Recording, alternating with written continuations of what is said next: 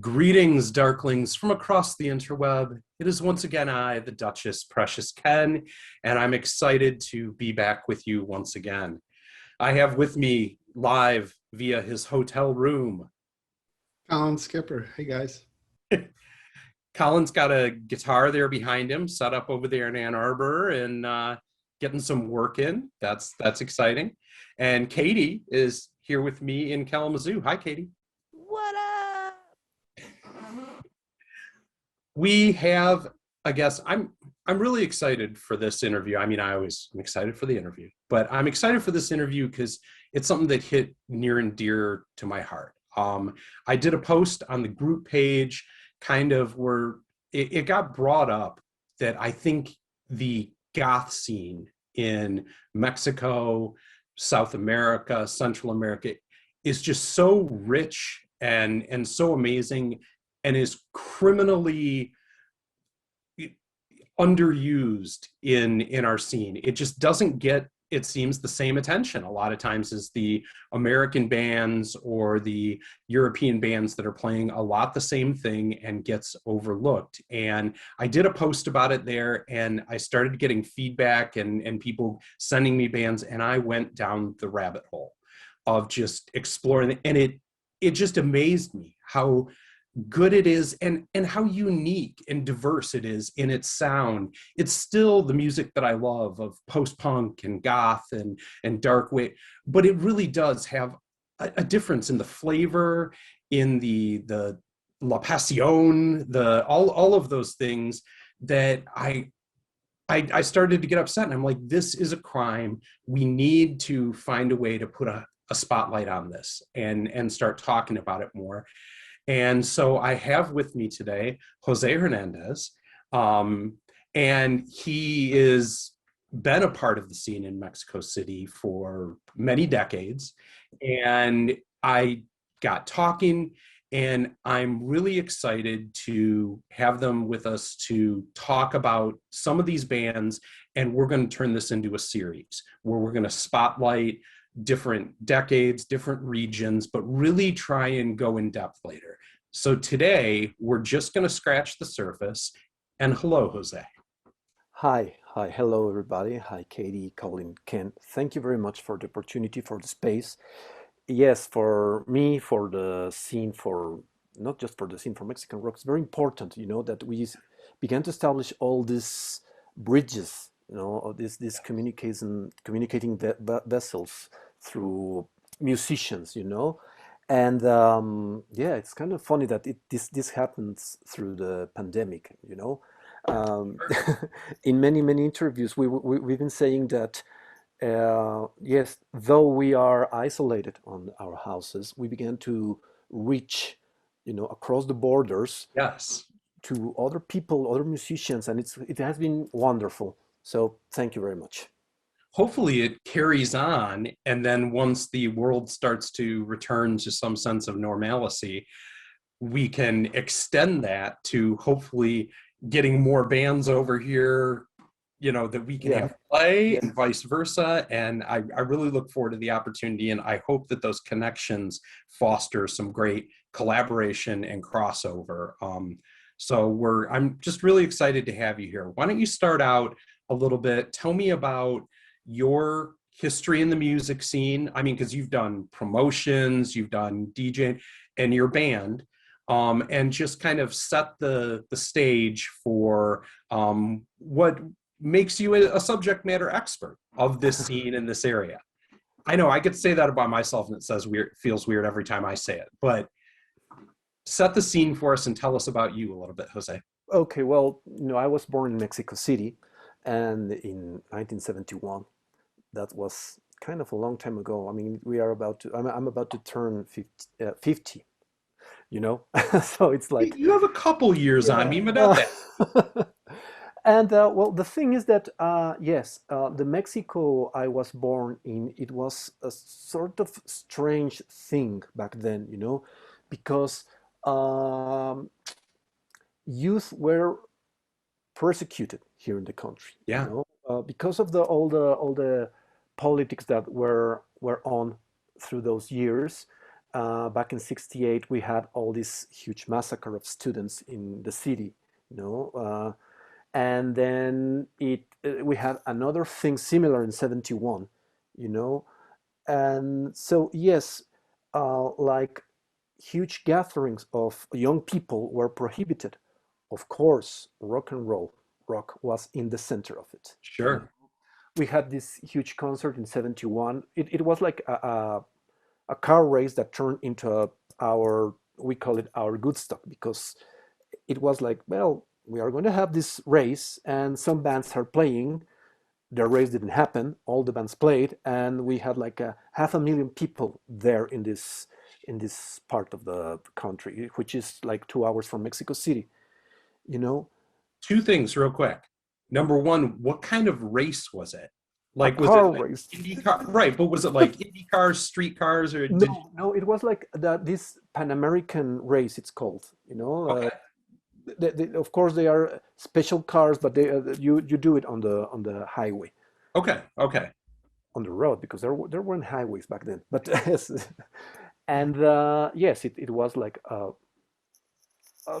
it was all this amount of people. I mean, if some, you know, A&R people from record companies were there, they were like, well, yes, we have just reached the huge business in Sure. history. But it's kind of funny because the concert was used to uh, gain power from some part of the politicians, you know, and to spoil the career of another one.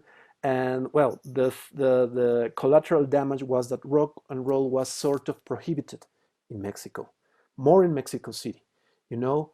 Uh, yes, we were allowed to do concerts. We were pushed to well, many concerts were pushed to the projects of the city, and they called them hoyos funky holes. It was called like that because, you know, it was I like love this that.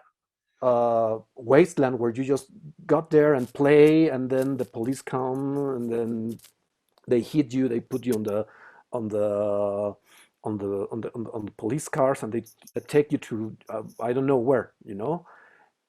It was a time when, yes, if they saw you, if you were young, you were prosecuted. You were persecuted. Sorry, if you had long hair, you were beaten. You were they could cut your hair. You know, humiliate you in front of the people, and people could clap. You know, like, yeah, yes, those are satanic people, are drug addicts. They are rock and roll homosexuals. Everything that you imagine happened. Nonetheless, yes, the musicians, the persistent musicians, they got to open spaces, do the do it yourself stuff, you know.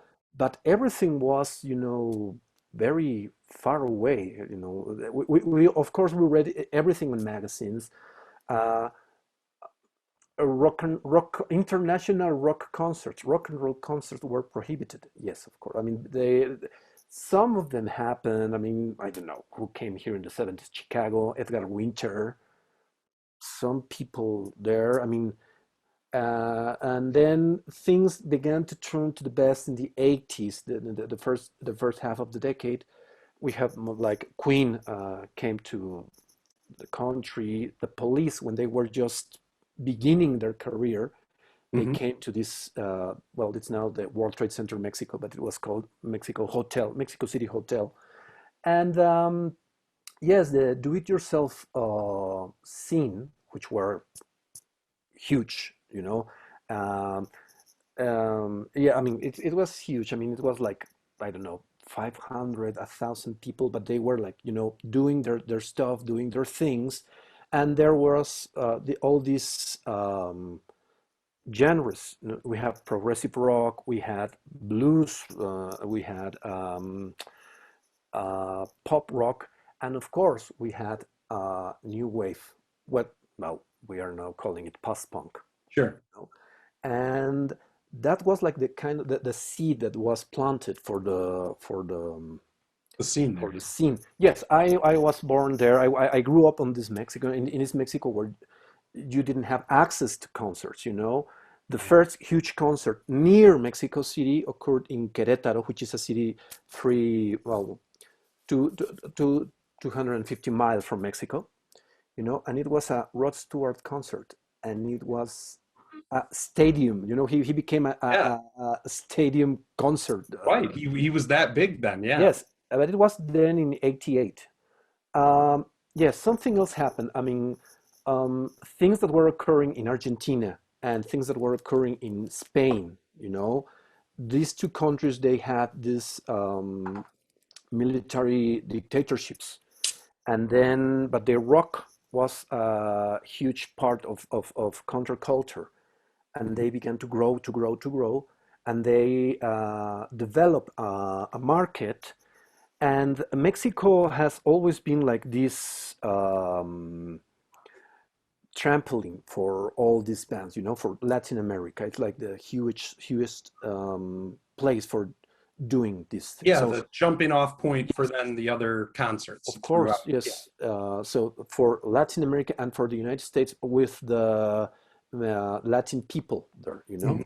So it was kind of funny because in '85, many Spanish and Argentinian bands arrived singing in Spanish, which for us it was, I am talking now about a mainstream uh, area. It was Yeah, strange. It was like, sure. what? Yeah, this wasn't the outskirts anymore. Yes, Like it was like, they were coming into why to the rock in crowd. Spanish? Right? Rock Yeah, is, I mean, rock is American or rock is British, but it's not in Spanish. But it developed a huge wave of things here.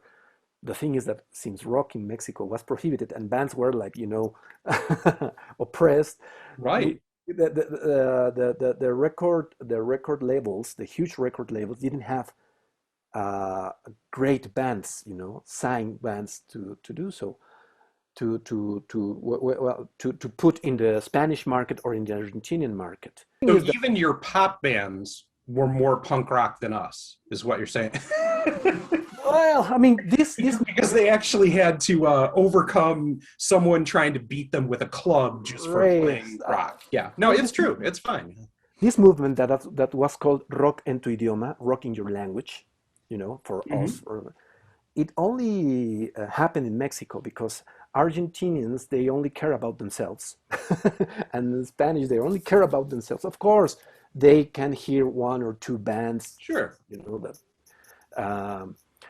but we like absorb this amazing musical wave, and then we began to these huge labels, they began to produce um, Mexican bands, and like the band that was like the hugest of all of them all was this band called Caifanes, which began as a goth band or a post-punk band. I That's don't know awesome. anymore. Yes, they were What like does that mean, Jose? Caifanes. What Caifanes. is Well, it's a slang word from the Zoot Suiters, you know. okay.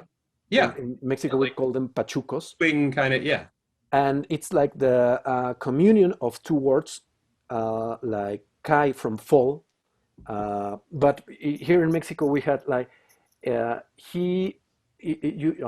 I'm translating this like literally. Sure.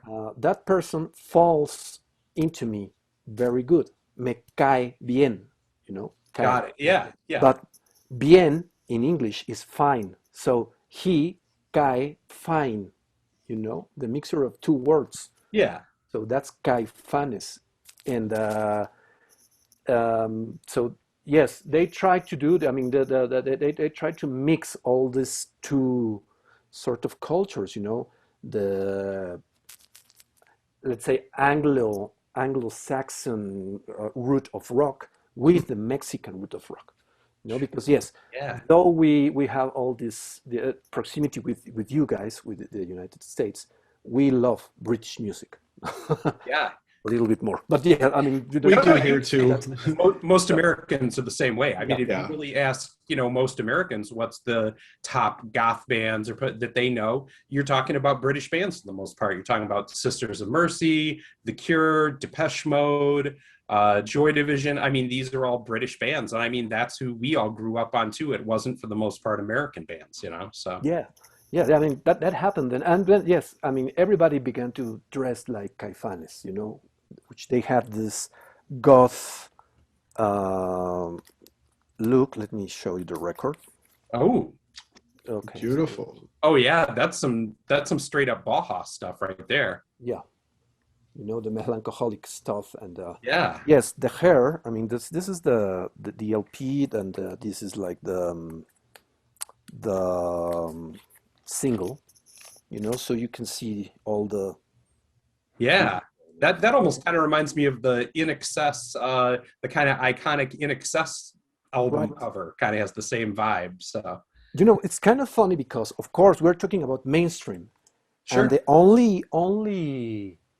um, the only thing that mainstream has, to compare this band with some other band, of course, was The Cure. sure, So everybody said, "Oh yes, they look like The Cure," and we all said, like, "Well, they look like every band in the world, but yes, of course, right. let's call it The Cure." So yeah, and it was mainstream. So everybody in those last, well, not everybody, but most people who like rock, who mainstream people or indie people, we all began to dress in black and use mascara and have Sure. our Hair bow done tie. out. Yeah. Yeah. So there's all this palm tree haircut, and Yes, the flock of seagulls. Yes, I'm yes, well aware. right. Well, I mean, it's like the Krusty the Clown sidekick, Yeah, or Sideshow Bob. Sideshow Bob. Yeah, yeah, Sideshow so Bob. like that. And yeah, in the 90s now, I mean, many things started to happen, Uh, people began to abandon all this goth look and they started to dress like grungy or anything like that. Nonetheless, the seed was put on the ground, Yeah, and some DJs began to put these strange bands on their radio shows. But I mean, we are not talking anymore about Sisters of Mercy, Love and Rockets, Bauhaus, sure. but In the Nursery, Love is Colder Than Death, um, Black Tape for a Blue Girl, all these Sure. sort of bands that were like the newest bands So back I'm then. curious too, Jose. At the same time, I mean, you kind of talked about how there was this punk rock, almost illegal and difficult to get shows coming through. Did DJs face some of the same sort of persecution of finding places, finding ways to be able to spin this music in clubs or records, or was it mainly the live rock show that faced this and not so much a DJ? Well, no, I mean, since this was all prosecuted, like the rock venues were Mhm. also very, very small and very, very, like hidden. Right. Yeah, like And speakeasy style. Yeah. yes, I mean, we had in '85 we had two of our more important venues. That one is called the Tutti Frutti, who was opened by this how do you say this guy from the Netherlands, yes, Okay. and he arrived with all his hair, like uh, Sure. Like done out. Yeah. like that, and he got married with this girl who was the daughter of these two folk singers, and they opened this space in the north of the city. Hmm. Uh, Culture in Mexico is centered in the south of the city. It's like more. So this was like off limits for us in '85, and then another place opened which was called Rocotitlan. In Nahuatl, in Spanish and Nahuatl, Hmm. Rocotitlan. It means like the land of rock. So Nice. yeah, um, they open and there you can you could listen to all these things, this strange music or the newest music. But Yeah. most of them, I mean, all the do-it-yourself scene was made in parties. So Right. we organized parties and then we put the records there. Yes, I am not ashamed to say that many of these things came through middle class, upper middle class, Sure. and from alternative schools in the private schools. So yes, because we had access to all of this. We in many of these schools, which were in the south again, in the city, we have people from Spanish exile and people from South American exiles. So we have all this dialogue with Argentinians, Chileans, people from Uruguay, Spanish people. So yes, we began to not only to share our records and new well, this new wave records, and as progressive rock records, our strange things. So since in Mexico we used to listen to English, yes, English sang rock. I Hmm. mean, we could hear German bands or Italian bands. We didn't understand what they were saying.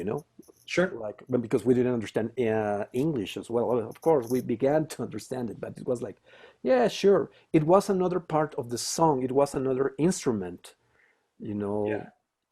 and it was this thing occurred in the mainstream. So yes, the new generation arrived with new records, with new things, with all of this stuff. And record stores, of course, we have this huge, well, we have this good record production. I mean, bands from elsewhere, they were produced here in Mexico. The records were produced in Mexico.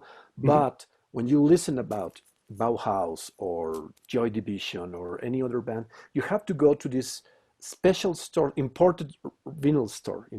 Yeah. So then you can acquire this, and then you see that somebody was, with a Bauhaus record, and wait, hi, I mean, who are you? Right. Uh, Right. and also in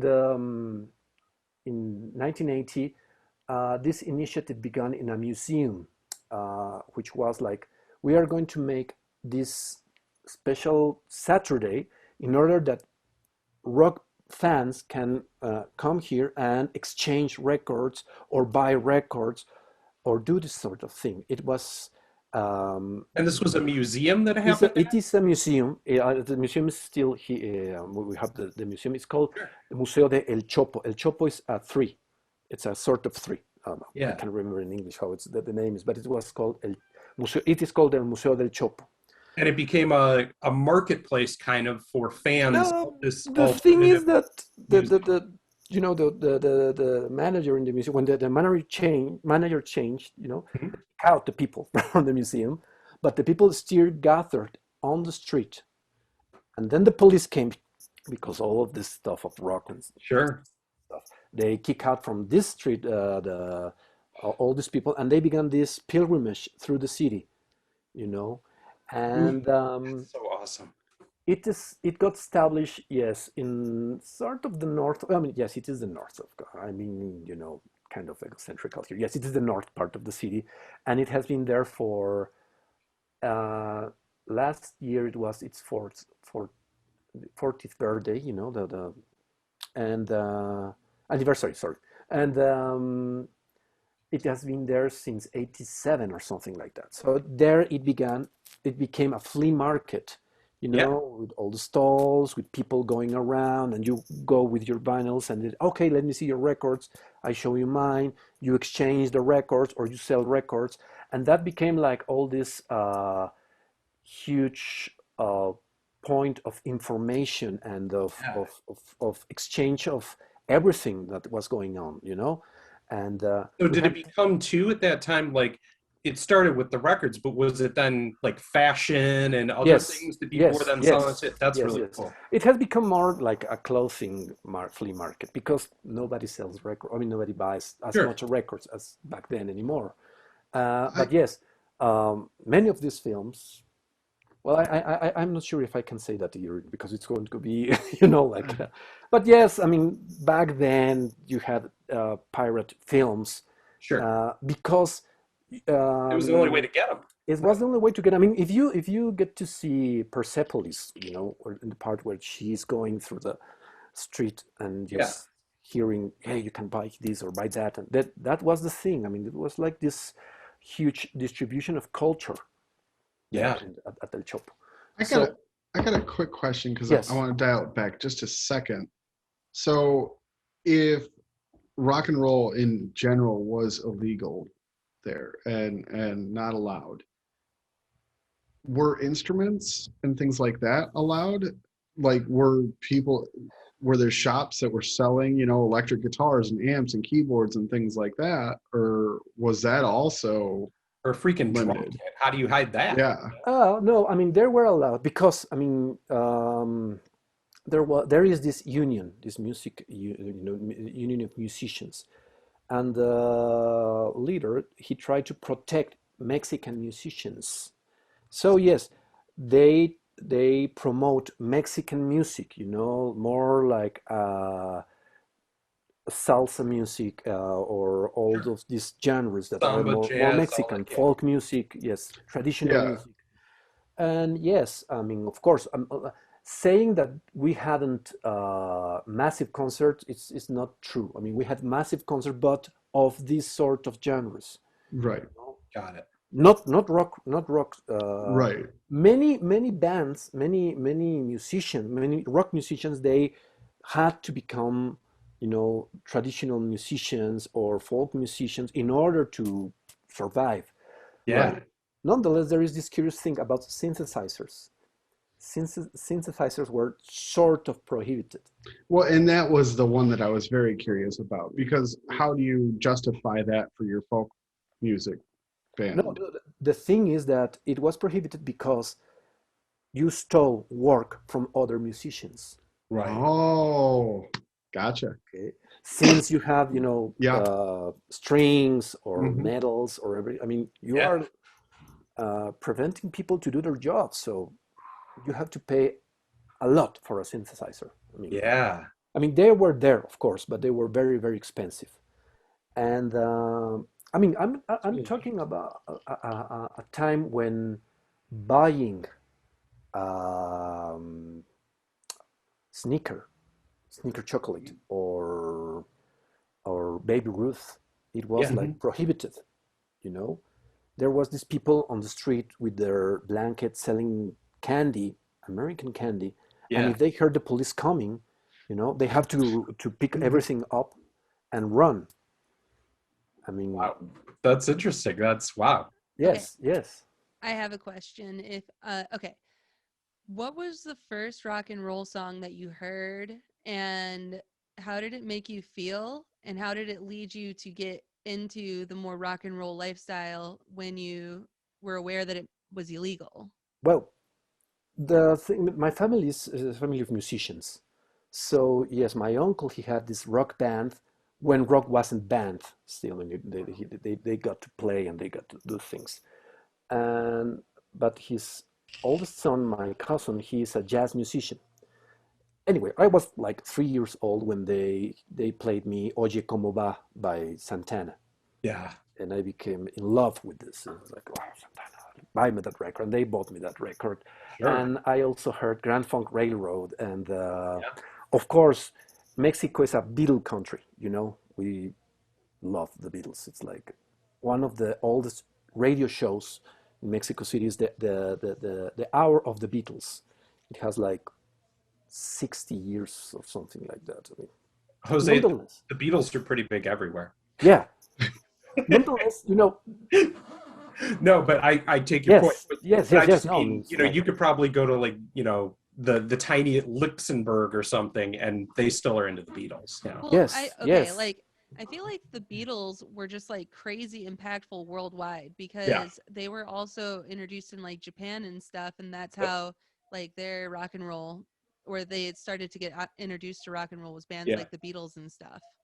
yes, yes. I mean, yes, of course. I hope this year comes out. I mean, I'm writing a book about the scene, the Goth scene in Mexico, Hmm. and it's going to be divided because it's a long story, right? But in two volumes. But many of the people that I have interviewed, old musicians, whether they are now experimental musicians, they became progressive musicians, post-punk musicians. Sure. Most of them, they begin telling you, my first contact with rock and roll were the Beatles. I mean, Sure. so yes. I got to confess, I mean, I first picked up a guitar and started playing with a chord sheet and a book of 360 Beatles songs. And that's how I taught myself to play guitar. Like, I think a lot of people like that because those, they wrote every chord progression anyone was going to be allowed to write for like the next 50 years. Yeah. They kind of stole them all and left nothing for, we can speed it up or slow it down, but the stupid Beatles already wrote any chord progression that you thought was going to pop into your head. Yeah. Yeah. Well, but to be fair, nonetheless, the first time something rattled my world, like, Yeah. wow, I mean, you can do that? I was like, really? I mean, of course, my family is more like jazz, funk music, and I used to watch videos, and I was like, well, it's boring, It's like kind of, I mean, yes, they play good, but it's for me, it was kind of boring. Yeah, that wasn't what did it. And the interesting part of the Beatles for me were like Sergeant Pepper, Magical Mystery, Sure. but where they were like on, all these clothes. Yeah, the costume, the whole getup. Yeah. Yes, of course, Kiss. It was huge here. It is huge here in Mexico. Kiss Army in Mexico is like the second country in the world where it's very, very, very hardcore. Sure. Nonetheless, I mean, we had all this. We didn't have cable up until '96. It became massive. Of Sure. course, there were these high class neighborhoods where they had cable or parabolic antennas. So MTV was something that we heard about it, but we didn't have access to it. Only we have this TV show on Saturdays at 12 o'clock at AM because it Mhm. was rock.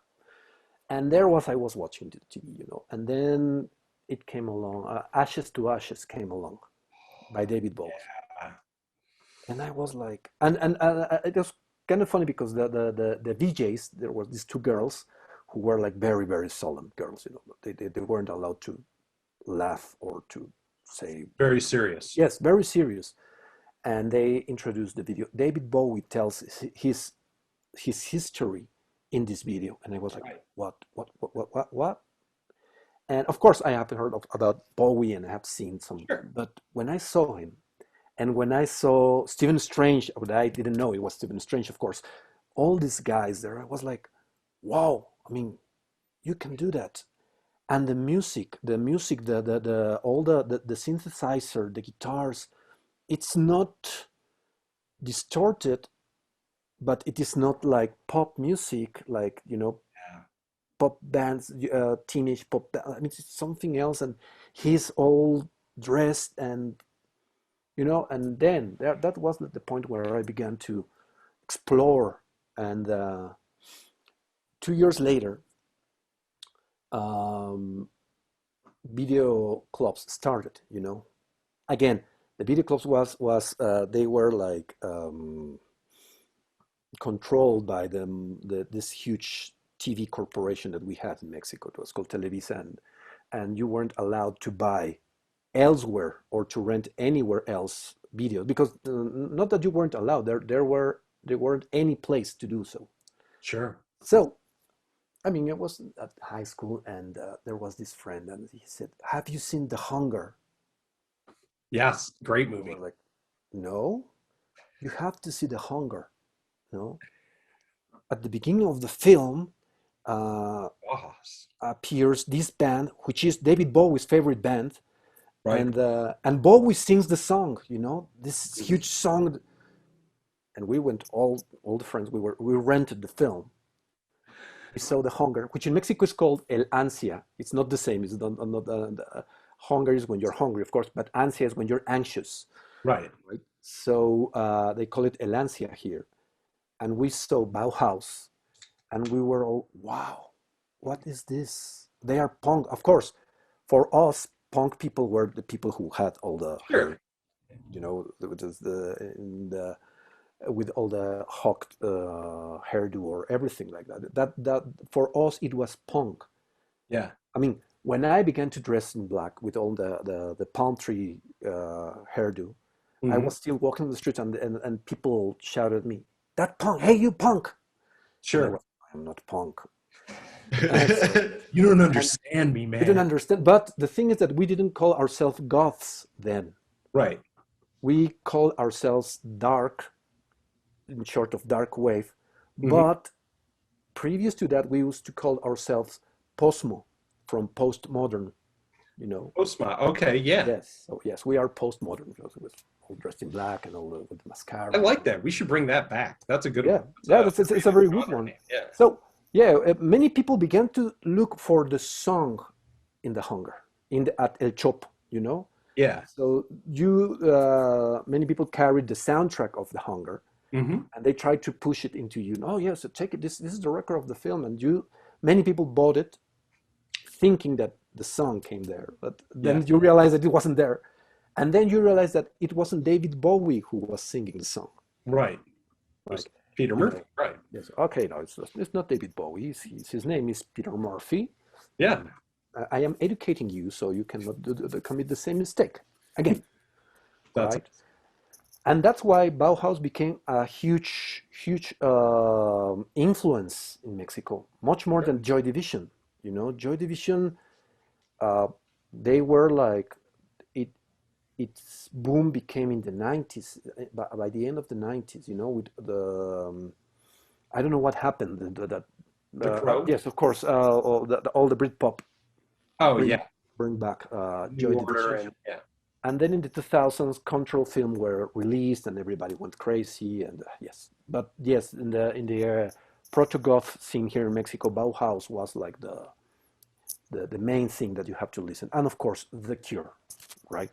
Sure. So, but back in the 90s, when all this thing about the dressing in black passed from the mainstream through the a more independent scene, the goth scene began to form itself.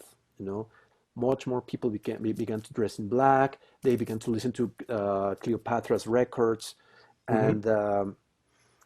and this was happening in an independent scene. You know, we had, as I told you, this place called Rocotitlan. Hmm. We weren't mainstream, but we weren't that sort of underground. You know, we were in this middle part Yeah. of everything, trying to sign with this huge level record, you know, this level, sorry, and not trying to sign with the independent levels, you know, like we have to be here, and this venue, Rocotitlan, they organized Battle of the Bands contests, and yes, the first Battle of the Band was won by Ansia, the other band that I sent Yep. you, which is like this industrial thing, Yeah. you know, and it was a huge thing because the wave of rocking your language, rocking tu idioma, wasn't over yet. It was like fading, but now Mexican rock was like humping the mainstream. And but there was this all independent scene, not that independent, from Rocotitlan, and Ansia won that concert. And on the second contest, the second battle of the bands, El Clan appeared. You Yes. know, And that is what I want to get into now, because you did send some of these over to us, and I really want to share a little bit of the music that you've sent over. So this was one that you sent over to me, that I immediately just fell in love with. Like, it's absolutely incredible, and it had a couple things, especially when I heard some of the stories that you just told me, like about synthesizers. Mhm. In the particular song that you sent over, I remember thinking, this doesn't have synth parts. It sounds more like an actual Hammond organ. Mm-hmm. And that makes so much more sense now that probably was the only thing that you could get. Like, I mean, maybe they would have chose anyway, but I love that organic sound of it. Another thing on this one that I found fascinating was the brushes. Instead of regular drumsticks on the song, they use wire brushes, which is something you just don't hear a ton in American goth. But here it was. And then the other one that I absolutely loved is the way the vocalist has this deep, rich, Peter Murphy, Ian Curtis type voice. But then he throws in these percussional yips. Mm-hmm. And you just never hear that in British or American. And it had such a flavor that it added to the music. What it really reminded me, and I talked to Rachel about, is Billy Idol. Billy Idol was another person that would just percussionally randomly throw in these emphasis shouts into songs to add punch and texture and flavor. And this first time that I heard Al Clan, that's what I got, was this vibe of someone having the depth and the emotion of a Peter Murphy, and then throwing in the punk rock attitude and showmanship of a Billy Idol. And that's what just captured me in this. Yes. Well, to be fair, I kind of cheated here because I sent you the new version of that song. I mean, the first version of the song, which was recorded in '94. I mean, of course, it has the same sort of instruments or the sounds of the synthesizers. Yes, of course. And Gustavo, that's his name. We call him El Castor, which in English means the beaver. I don't know why. Don't ask me why, but that's the way they used to call him.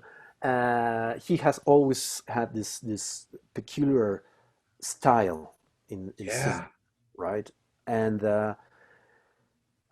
the thing is that yes, it was the time of the contest. That the contest lasted 3 months or something like that. So everybody was watching the regular bands. This was back in '92, I think. Mm-hmm. So yes, you had all this EMF kind of groups, from Britain, bands beginning to appear, and then a very good friend arrived and told me, "You have to see this band. You're going to love this band." Why? It's like the sort of things that you like. I mean, it's like postmodern. Oh, and we call it dark already there. I mean, but it was kind of funny because many of the bands that were in this contest, we have this magazine where they were giving interviews. It didn't matter that they played in a pop genre, a funk genre. Everybody said we played kind of dark music because it was, in vogue. So it was like, yeah, sure, you play dark. But when he told me that he plays like darky sort of stuff, and I said, no, come on. I mean, of course. I mean, and you have to see the lead singer. If this guy comes around you at night on the street, you're going to run away from him. Yeah, it isn't. I mean, again, I've never seen an interview or talk, but just from the video, that is an intense dude. Just in the eyes and everything, and the way the makeup was. I mean, just intense. Right, very, very intense. Yes, he. I mean, back then he was very, very thin, and his hair was not like the palm tree, but sort of 3 spikes. Yeah, not spike. I mean, they weren't spikes, but there was the crepé going like that, and he had this theatrical thing where he put out a puppet of a witch, and he began to talk with this, and this it wasn't a witch. It was a goblin. Sorry. Oh, a goblin. Okay. And you were, Mortiz would be proud. Yeah, it was amazing, to watch him, Now, this is the not that independent scene. There was the other in the other branch of independent scene that they were like going through the electronic branch, Hmm. and yes, they use synthesizers. You Yeah. know, there is this band which is like it was born in '85. That's why I didn't send it to you. It's called Década Dos, Decade Two, Hmm. and they are called Decade because of the song of the Joy Division song, Yeah. Decade. Yeah. and Decade Two, and yes, it's like a huge uh, IBM music a band, and they were all they dressed in black, and they were fans of Joy Division and Einstürzen, the Neubauten, Front 242. But that's the other branch that was like developing, and Sure. like that. But since rock en tu idioma, rock in your language was the main thing to do, El Clan, the other bands that we were with them, we were trying to pick up that wave. Yeah. You Follow, know, follow in the wake, and yeah. yes, yes. There is this this anecdote. I mean, about we were in this gig together, and we were playing with this other band which is called Veneno para las Hadas, Venom for the Fairies in English, and it was this ethereal band, like, and I was with the drummer of the clan, and we were watching it was we were in the I say this word every day when I go into That's a okay. gig, and now I forget about it. The sound check, Okay. The sound check. Yep. sound check, and then he was like, "Are they not singing? I mean, aren't they going to sing?" And I was like, "Come on, man, that's the song. That's the song." Well, it's not the song properly, but I mean, to be fair, I mean, Victor, the drummer of the clan back then, that drummer, he wasn't that into the goth scene or stuff like that. Sure. But he was like, "What is that? When is she beginning to sing?" And I was like, "I mean, Give it a minute. just give it a." Well, I want to get a chance for our listeners to Mhm. get a glimpse and hear some El Clan. So let's take a minute and let's play a clip from El Clan. And the song that we're going to listen to is Sin Sentir. Mhm. Is that correct? Okay. Yes. So we're going to listen to Sin Sentir now by the band El Clan. What a better man than access back when to the best. To the best. To the best. To the best.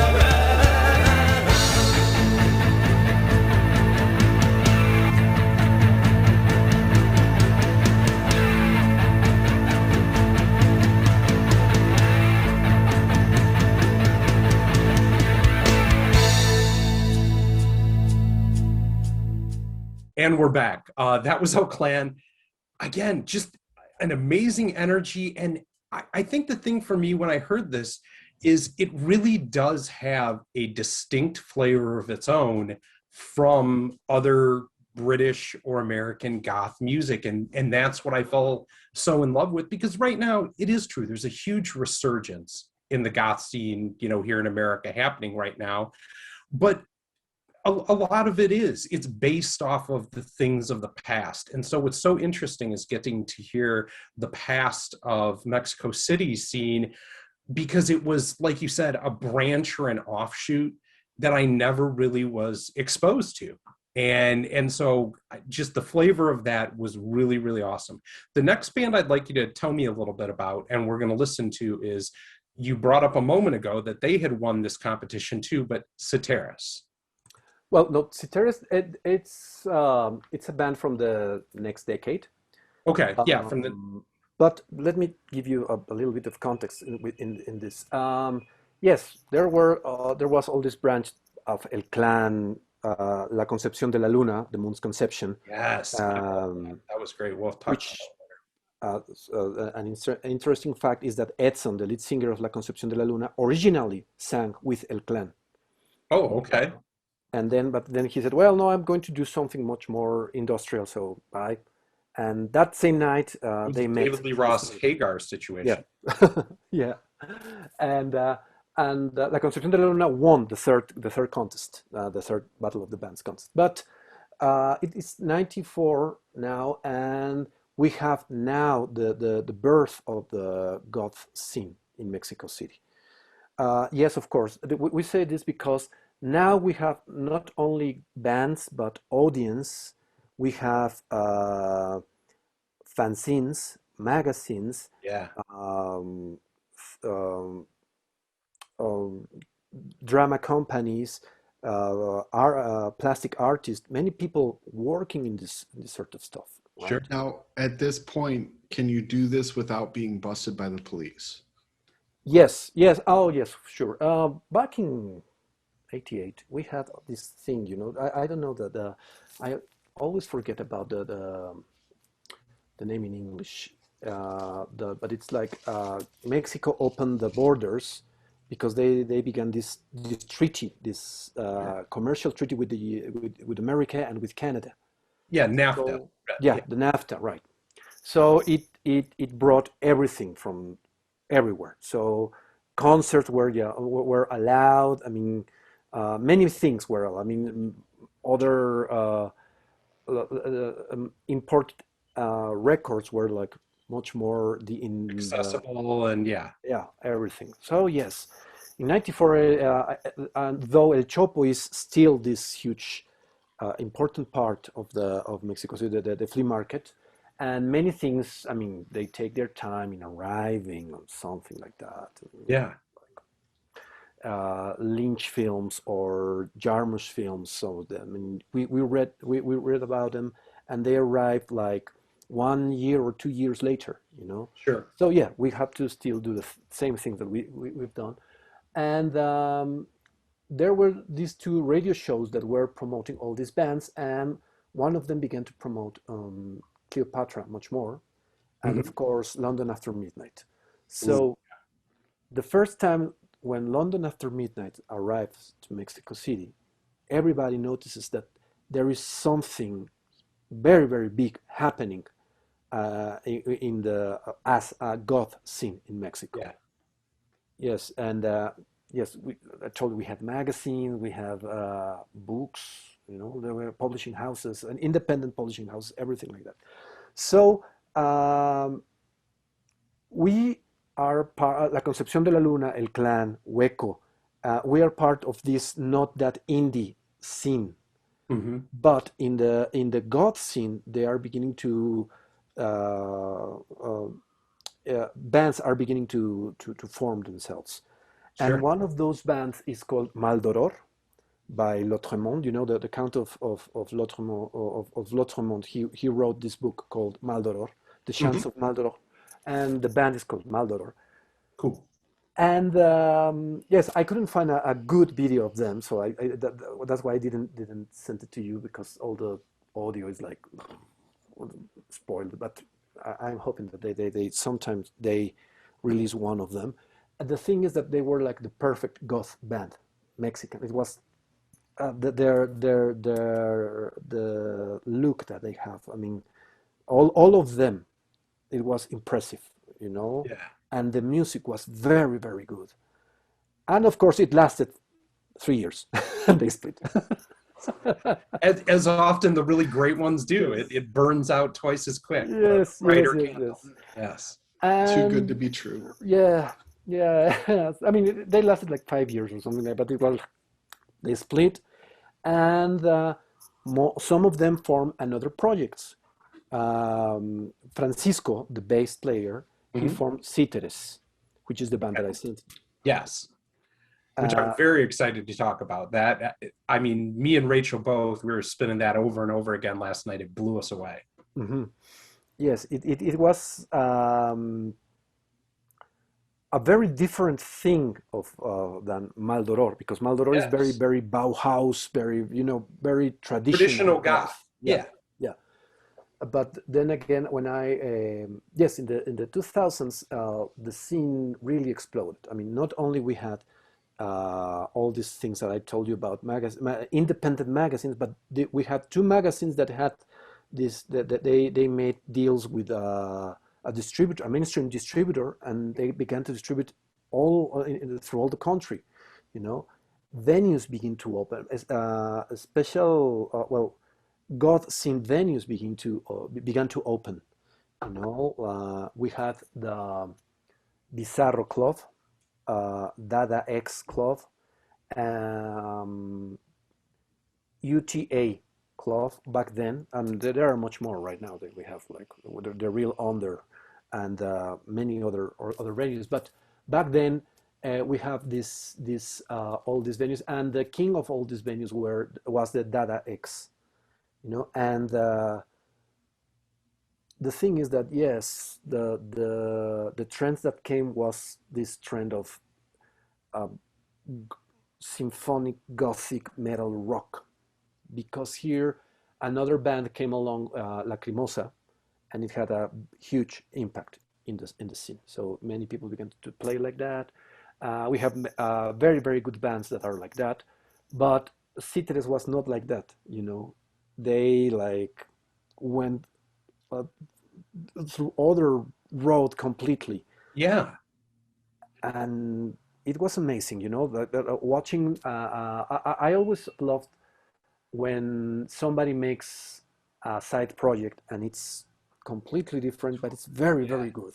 So this is the thing with Cyteres. And the lead singer, Laura, she's from Argentina. She is amazing. Yes. Like, just blew me away. I was floored. Me and Rachel both just jaw dropped hearing her voice. It's so, because I mean, I'll tell you this. So when I heard this, when you first sent it over, it's a part of the genre I would call shoegazer almost. It has a very, almost like My Bloody Valentine, very open, large guitar sounds, very fuzzy bass that hits you like a wall of sound.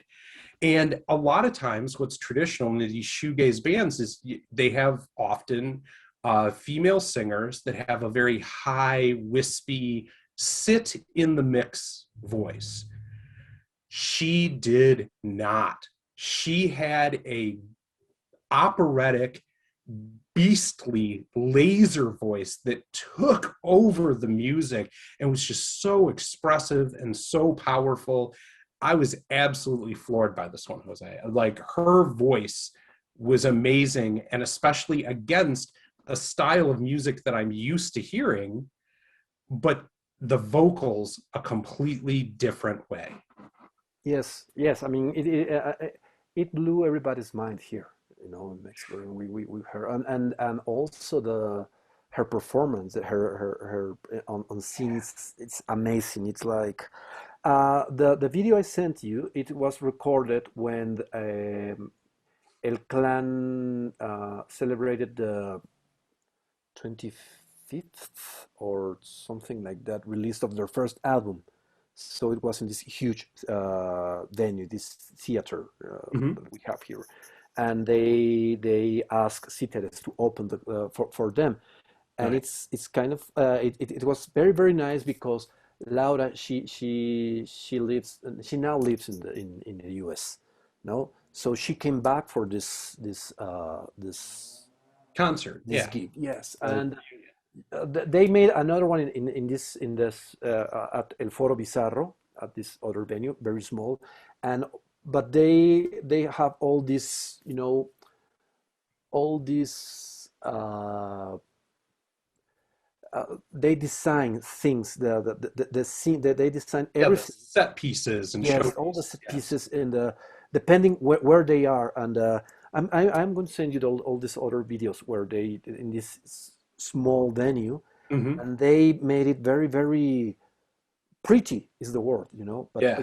neat, pretty, colorful, you know. They are, you know, playing Yeah. with all the dark clothing, but there's a lot of color there, and it's impressive. I mean, they have it. They haven't lost it. Yeah. Well, and In it this looks. video, I was what going we to say the energy and everything else that they brought to that stage show in that video is just over the top. I mean, everybody's running around, and there's props, and there's yeah. the She's like a backlighting. whip. made of Yeah. like a light string laser, and she's swinging it around her head, and yeah, just absolutely cool, crazy stuff. Yes, yes, it was amazing. I mean, it was, but then, I mean, yes, of course, we are in the 2000. Rock is not is not anymore of on the mainstream level again. Sure. I mean, it's not prohibited, but it's like, yeah, well, we are going to listen to another sort of genres, which is fine. I mean, it happens. Sure. Uh, but even though we had, as I've been telling you, magazines, venues, everything, the scene began to become some sort of endogamic, to close Yeah. to itself. We had this huge concert on the main square in the city, in downtown, this massive concert. Many bands were there. It's like the climax of all the decade. But the thing is that they think that if many of them think that if they get to be signed by a semi professional rock label, they are selling themselves. Right. So They're they selling out then. try to remain, in the very, very, very underground. Right. And they released the record like that, their first record, their first album. And also the second, Viaje a Cyteres, Journey to Cyteres. So, yeah. And of course, trying to get that record right now, it's almost impossible. Wow. It's like, of course, Now you've set a challenge for me. I'm gonna have to try and hunt this down. That's I'm sure they have some of them, well kept, and I'm sure they will love to give you one. So yeah. yeah. Maybe if we can get some more attention to them and bring them back, maybe they'll do a repressing because we'll start selling them in America again. Yes. I mean, it would that'd be wonderful. Record fantastic. Store Day exclusive. Yeah, I tell you what, like I said, this one absolutely blew me away, and I want to get a chance again to get some of these clips in so that people can hear what I'm talking about and what you helped me fall in love with for this stuff, Jose. So let's spin now, Cyteres, and the song is called Tornasol. Tornasol. Tornasol, and what does that mean? Can you give us a little background there on kind of the lyrics and what's going on here in the name of the song? Okay, Tornasol is this, how do you say it in English? This color that it's green and then it changes to purple, Okay. like that. That sort of color of effect in color. But I will listen to the lyrics and I tell you, because I mean, I'm Been a hot minute. yeah. That's okay. All right. Well, that's beautiful. And let's just hear the song and let everybody kind of be taken in by the energy of this one, because it's just a bomb track.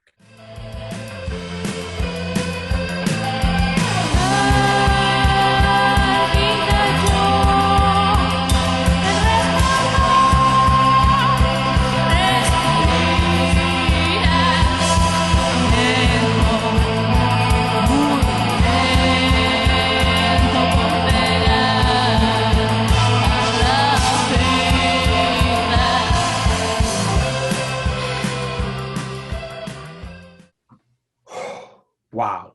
That song just floors me. That is absolutely incredible. And I loved hearing the story that you added in.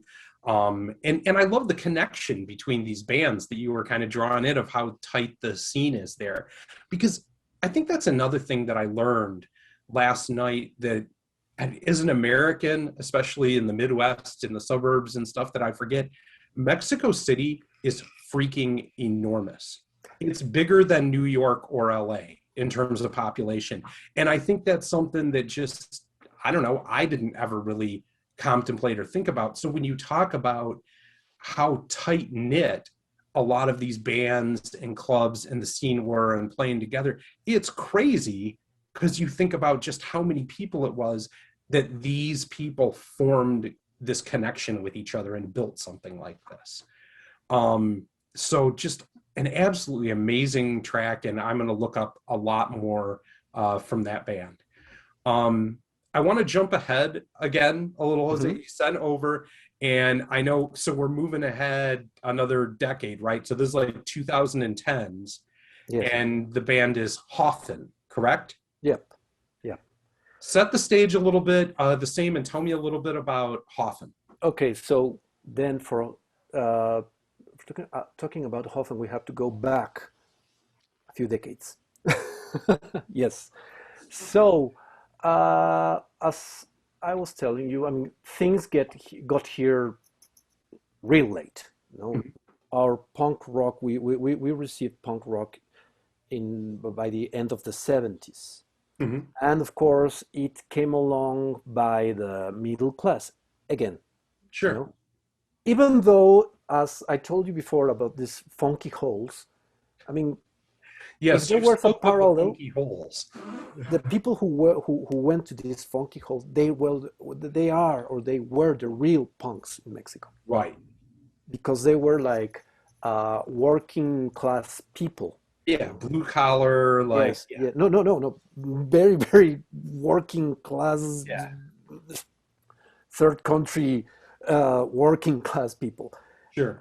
But yes, they were there, and they formed all these gangs, these young youth gangs, and it was it is a culture right now. I mean, Sure. right now, as years went by, they had all this acknowledgement of society and those culture. But yeah, they didn't call themselves punk, of course, you know. There were this middle class people who began with the punk rock, and there was this band who was called the Size, you know, who were like the first punk band, which included two older musicians that had their RIO band, rock in opposition band. It is called Decibel because they are still playing right now. And they formed the band with this fantastic singer who was amazing on stage. His name was Jaime Keller, and he went by the name of Illy Bleeding. You know, Illy Bleeding. Yes, all of them, they changed it as Sure. like punk. There it was kind of funny because many of them had like foreign names. You know, like Jaime Keller. The other guy is Walter Schmidt, who is like this genius of the other band, and Size with Carlos Robledo. They were called This Grace, not Disgrace, but This Grace. Yeah. There were two restaurants called here in Mexico, Denny's, and the other one, Denny's, you know. Yeah. And there's this other restaurant called Sanborns, so he was Dennis Sanborns. So they So changed. what you're saying is that Denny's has always been punk rock in every country at 4 a.m. Yeah. Denny's was always punk rock. I've got it. Yeah.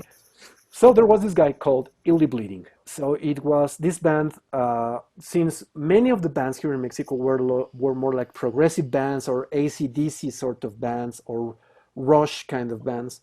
Sure. Size was something that broke through everything, like, because by the time by their second year, they stopped being punk rock and they became post-punk rock, new wave band, much more post-punk, because Illy had all this stage training, and he Very theatrical. Yes. And yeah. It's said that he was on some workshops with Lindsay Anderson in Canada and something. Oh, okay. Yeah. So, yeah, he was like, and he cupped himself, in on stage, and for people in a Mexico where rock was prohibited, Right.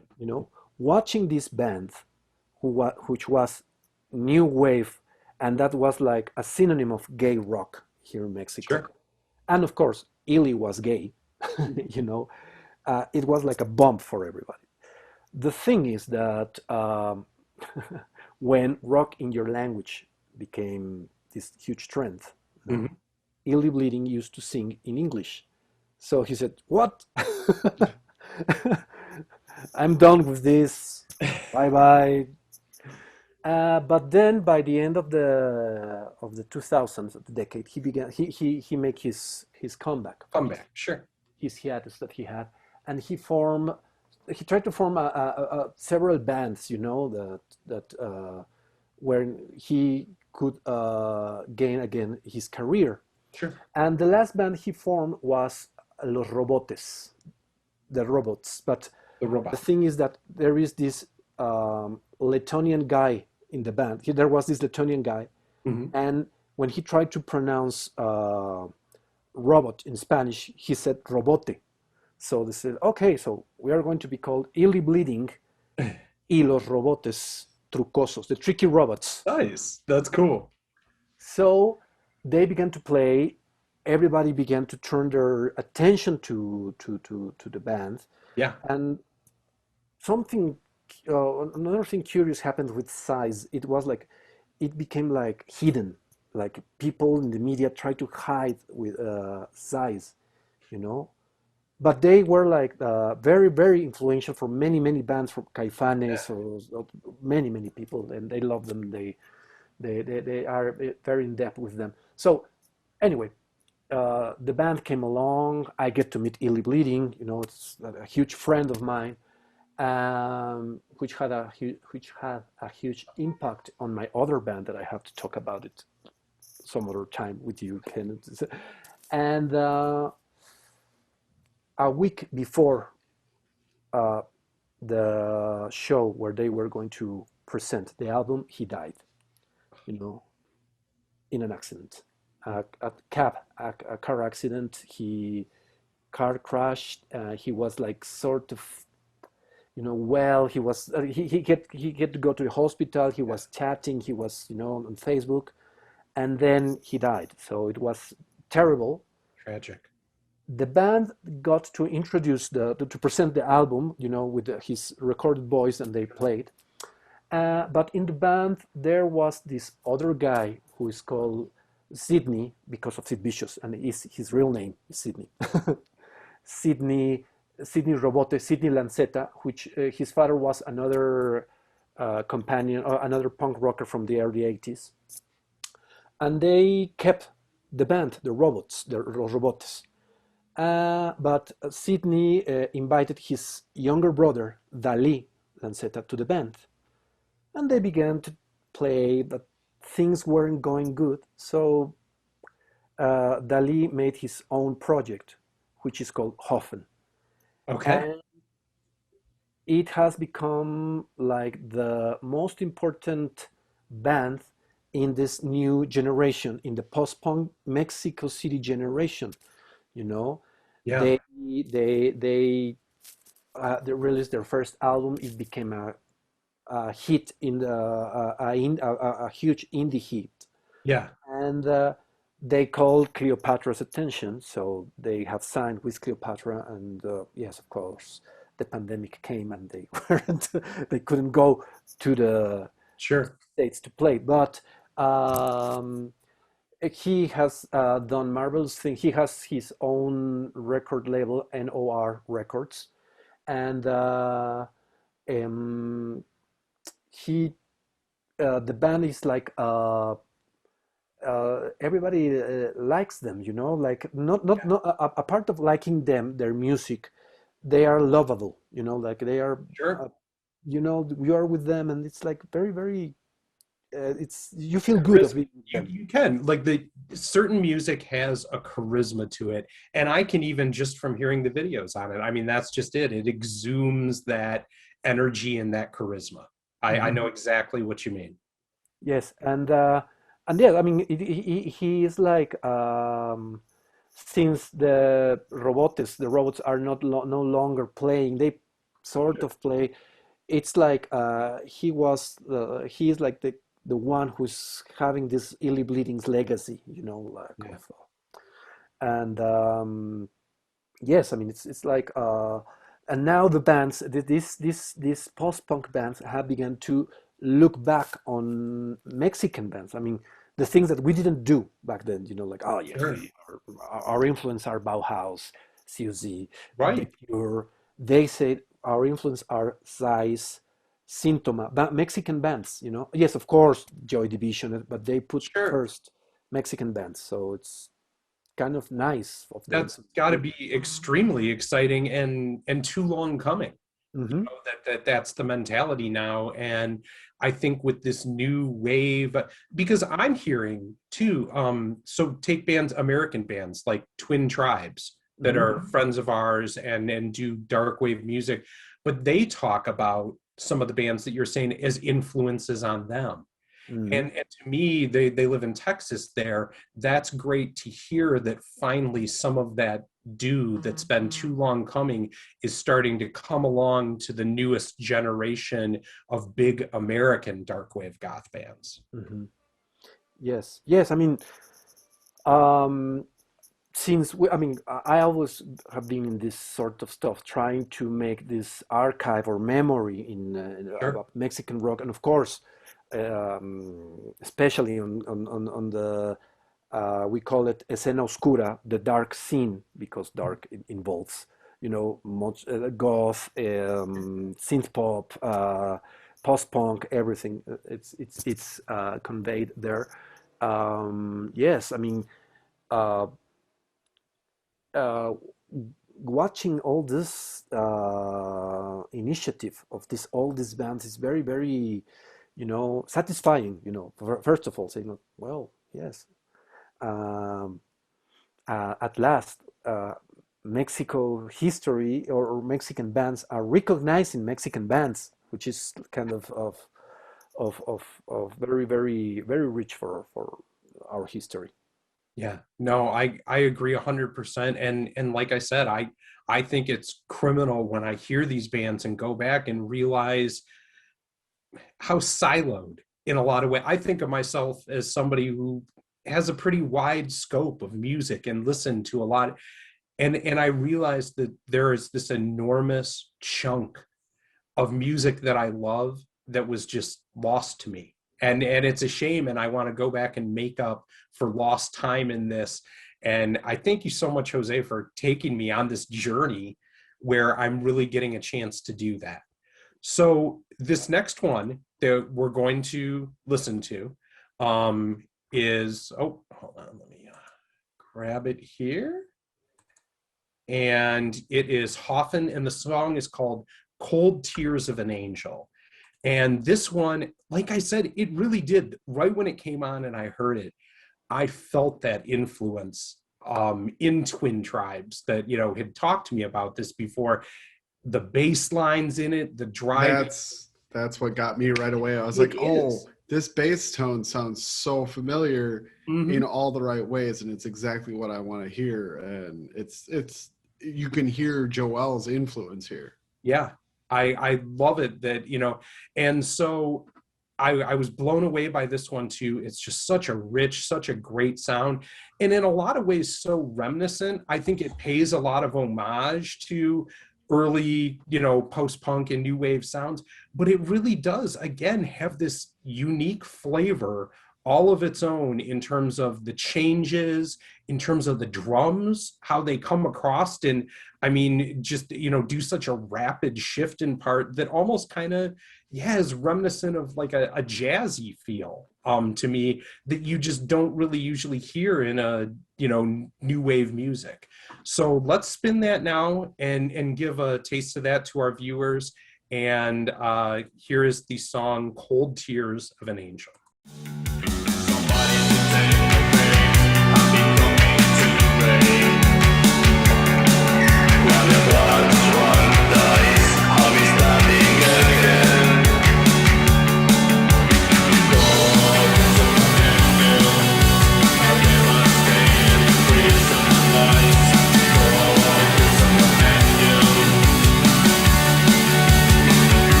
Boom. That is just a huge sound, a huge energy, just racing, and that voice it's just so resonant and deep. And I mean, I think one of the big things for me, and I was talking with Rachel about this, is obviously, yes, it has kind of a Ian Curtis flavor to it.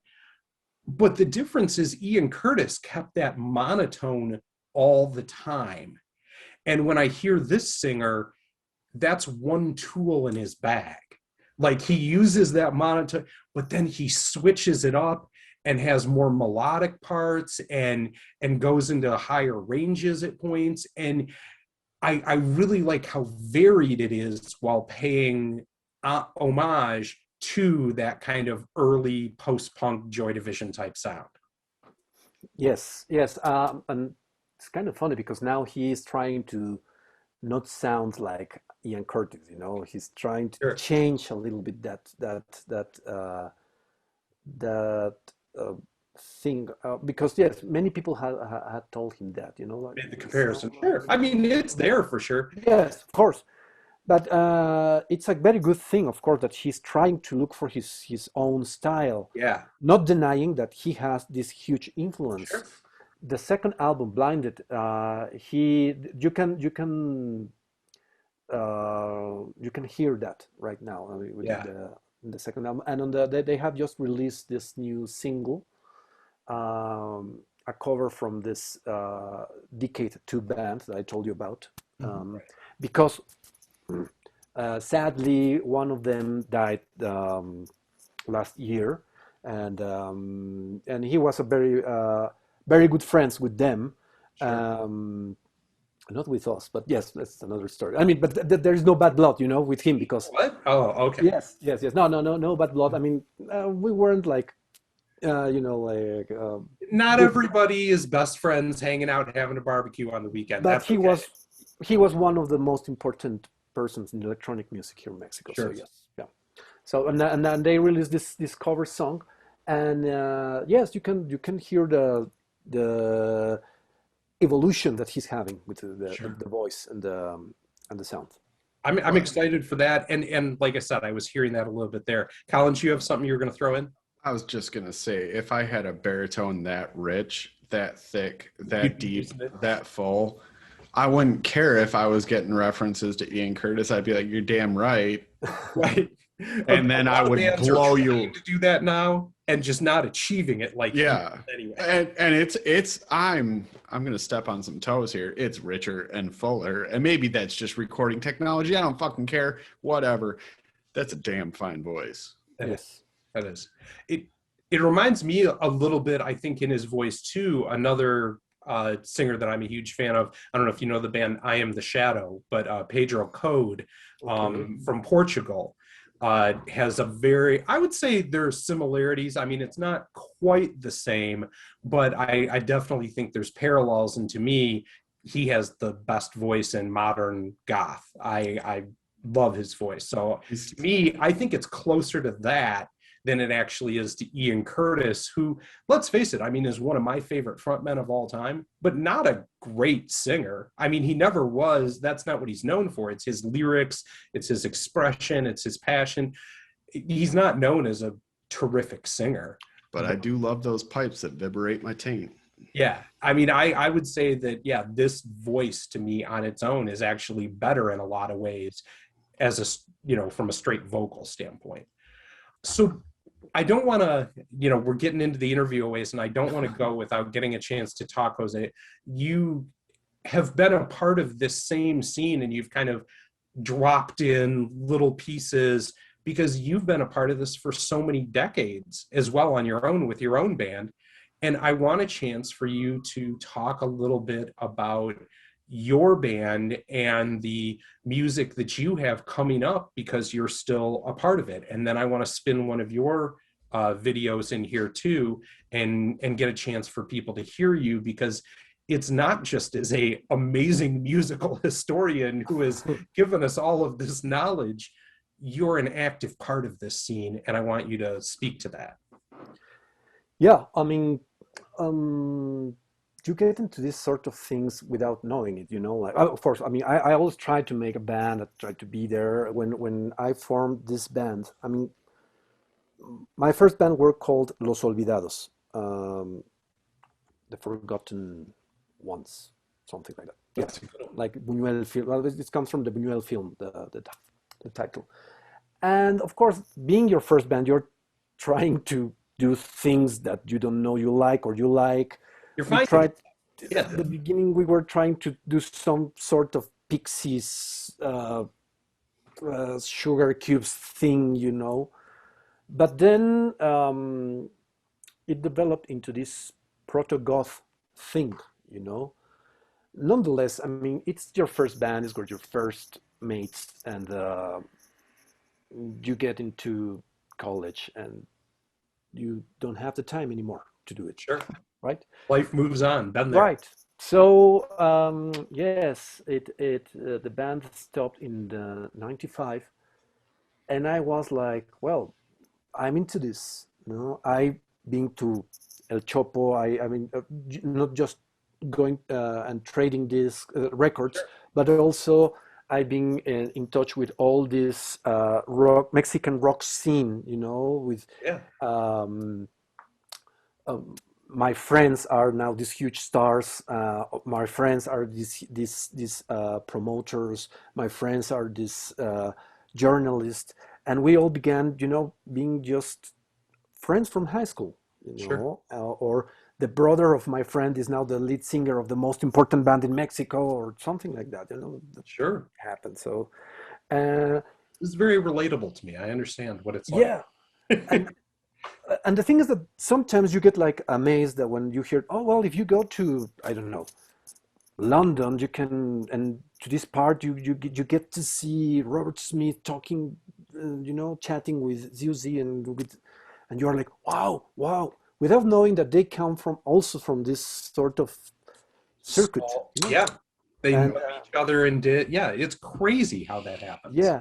So and then it bangs in your head like, okay, so this is not different from the rest of the world. I mean, from the United States Sure. or London, it's the same. So okay, so I'm now I want to do this goth band, you know, that sounded like Bauhaus, Dead Can Dance, and The Cure, Yeah.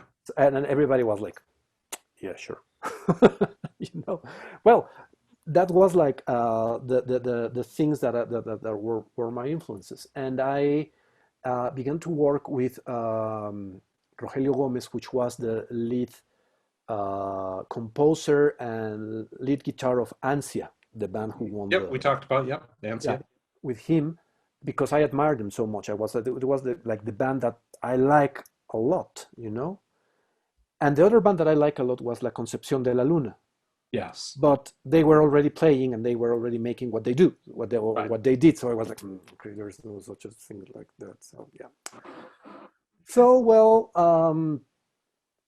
and then I began to, yes, to form this band Hueco, right? And I was part of all this Rocotitlán Battle of the Bands scene, Sure. and we began to we began to play with this with our first album, which we had this great idea of signing a contract with a huge record label. So yeah, Yeah. they have that album, so that we cannot play it anymore. So it's theirs. So I also find this extremely relatable. Carry on. yeah, so did you know what I'm talking about? Like, right. Remember But when you were young and dumb and you just signed your name to stuff? Yeah. yes, I mean, I was thinking that I would be, you know, could buy an island, you know, next to Exactly. Hang out there with a coconut full of rum or right, something, and, and you know, yeah, Peter you're Gabriel there, like, hey, hi, how are you, man? yeah, exactly. We had it all planned out. I Yeah. remember. So anyway, but at the same time, making music, and since learning that if you don't do the things yourself, nobody's going to do it. Yes. So I began to work with not only my rock scene, but with the dark Mexican scene. You know, like going like a little bit more underground just to do that. Sure. And we began to do. I was part of this artistic group, with a collective. Collective or yeah. It's the Orden del Cister, Mm. by the Cistercian monks. They named themselves like that, which was like a collective of musicians, painters, writers from the Goth scene, and I get to learn about it, and we began to organize festivals, um, exhibitions, many things. Sure. Also back in 94 we had this movement, Zapatista movement, the guerrilla here in Mexico that exploded, the Zapatistas, and that was when Mexican rock became proactive with politics, I mean, and many bands began to work together in order to gain money or gain support for the original communities, native communities in Mexico, from Chiapas, and we made this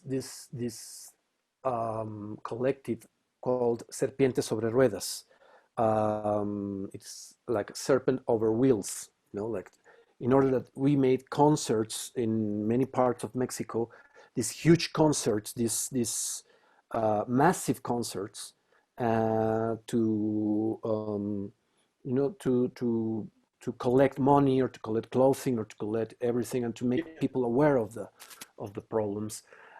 Yes, of course, there was this enterprise who won with all this, because 5 years later they began to do all these concerts, these huge concerts, but now they do it with all, everything, with Ticketmaster and with It became corporate, and all the money was funneled out of the original intent. Sure. Yeah. Nonetheless, I mean, it was that's the part where I became very, very engaged with all these other parts of Mexican rock, and with the generating a conscience about how important it is to keep your history, Right. as a musician, and a rock musician here in Mexico. So yeah, and 6 years went by, and here we are. Yeah. Yeah, that'll happen. It just goes by in a blip like that. So that happened, and now you are doing the music and have these new releases. Yes, Hueco is now Hueco. That's the name of my band, Yes. of course. That comes from a part of the name comes from Hollow Hills Bauhaus, Mhm. But Yep. also we try to name the band with a word that didn't relate it directly to the goth scene, but that sounded like that had this meaning, this semiotic stuff in there. So yeah, and now we're releasing the 7th album, and it's called Canciones de Oscuridad y Desaliento, in English, Songs of Darkness and Dismay, quoting David Bowie's Lady Stardust. Mhm. And yes, we even though we released singles last year, we started in 2019 to release singles, because the dynamics is that right now. That's how things are done now. Yep. Yeah. Nonetheless, we love we love records, records as a whole, as a complete thing, as a complete experience, sonic music, sonic and musical experience. We know that we are like trying to caught the attention of a very small amount of people that are used to hear, to listening to this a complete album. Sure. But I mean, we don't lose anything trying to No, that your regular teenager to listen to it complete. So yeah. So that's what we try to do. And yes, it's an album that digitally has 10 tracks, but they are 15 tracks, but some of the tracks we put them together to force people to do that listening. So yeah, Sneak. that's I like it. The sneak attack. That's good. yeah. So yes, and yes, I mean it's I mean the lyrics of the I mean we are always trying to talk about darkness in humanity much more than going to the metaphor of a vampire of anything fantastic. I mean that we love to hear, but we are more attracted by all this obscure part of human nature. It's like, Yeah. and without planning it, some of the lyrics talk about things that are happening right now in the pandemic. Sure. Like we have this song called "The Rumor," that it's about the rumors that are spread by fake news. You are very familiar with this sort of thing, I guess. Yeah. We a little too familiar in the Yeah. last 4 years. I'm hoping to get less familiar as the days go on. Yeah. So, I mean, we release it and we talk about, yes, the impact of fake news in everyday people that maybe they don't are, like they have anything to do with it, but they suffer this mediatical lynching. We have all these other songs that are about being in being in a quarantine without knowing that it was going to happen. That's going to happen, sure. The video that we are going to watch right now, it's Yes. like an homage to this film called Letters for a Dead Man. And this was this Soviet film that about situation after a nuclear apocalypse. Yeah. And this old guy looking for his son, right? And we tried to do that. And I'm always been fascinated by Russian culture, of course. Sure. And when in the first album, when we began our concerts, I used to read this passage from Brothers Karamazov about human cruelty, the darkness in human nature. And without knowing it, I mean, that Russian post-punk is like being the thing right now. So Yeah, it was no, like, it It's is. booming. Blowing up. And no, I'm a huge Dostoevsky fan too. So I mean, that's really interesting and kind of adds another layer to me thinking about this and seeing it. Jose, this has been absolutely amazing. I've loved hearing about this, talking about it, and I want this to just be the starting place. I think there's just a bigger journey and a lot more to learn, and I'm so excited to take it. Let's close out here by playing your video called Madre Russia. Mhm. And which is that like a Sisters of Mercy tip of the hat a little bit? It's kind of funny because yes, it is, but of course, Iron Maiden is much more popular here in But that's Mexico. true, yeah. How many people told me, "Oh yes, marry Iron Maiden"? Yeah, well, it's more Sisters of Mercy, but yes, Sure. it's like, I'm really excited. I love the video. I love the kind of like gas mask, like you said, like post-apocalyptic thing going on in it. So I'm excited. Let's enjoy watching Madre Russia. Okay, and one more, just Yeah, tiny thing, please. a little note on the video. The guy that appears with the mask, Mhm. Sidney Lanceta, Dali's brother, the brother of Hoffen.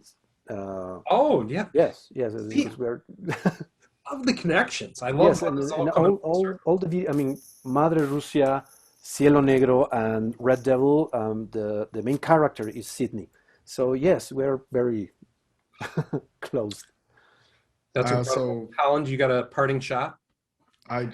I wanted to say I really enjoyed. I don't know if it was a Black Umbrella reference at all, carrying around the best friend mannequin, but Mhm. it's great. That's Yeah, that was Illy Bleeding's mannequin, and he inherited to Sydney.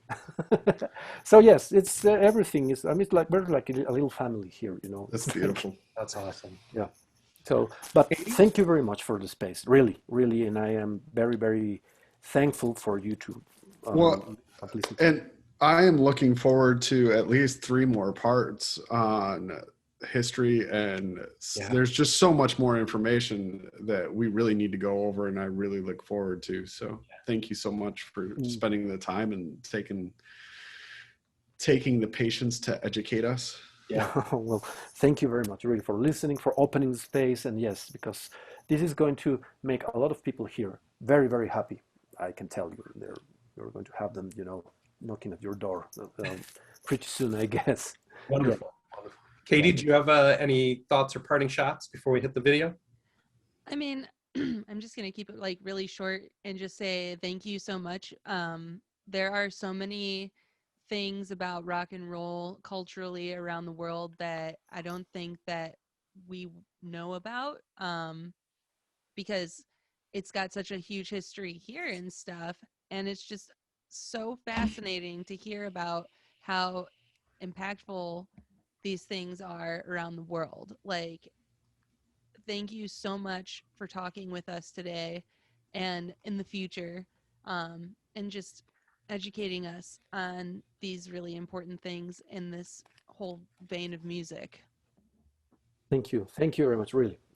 Yes, I mean, I'm very grateful. I mean, really, I have no words for saying that. Yes, let's do the other parts. I mean, I'd be very, very excited of doing it. I have a lot of things to share with you, of course. So yeah, let's do it. I can't wait, and let's spin this video. Everybody enjoy. Keep it dark, yo. From Sounds and Shadows. Hit like and subscribe. We love you. Bye-bye.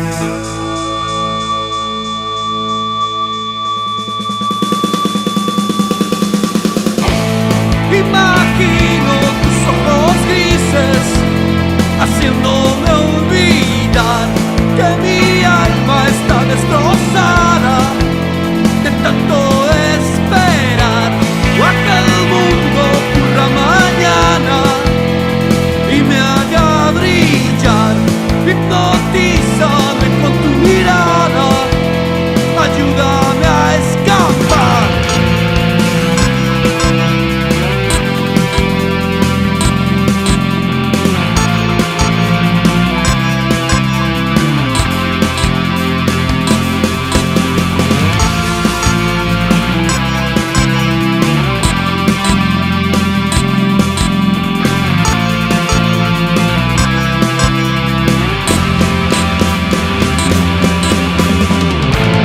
Imagino tus ojos grises haciéndome olvidar que mi alma está destrozada de tanto esperar lo que el mundo ocurra mañana y me haga brillar.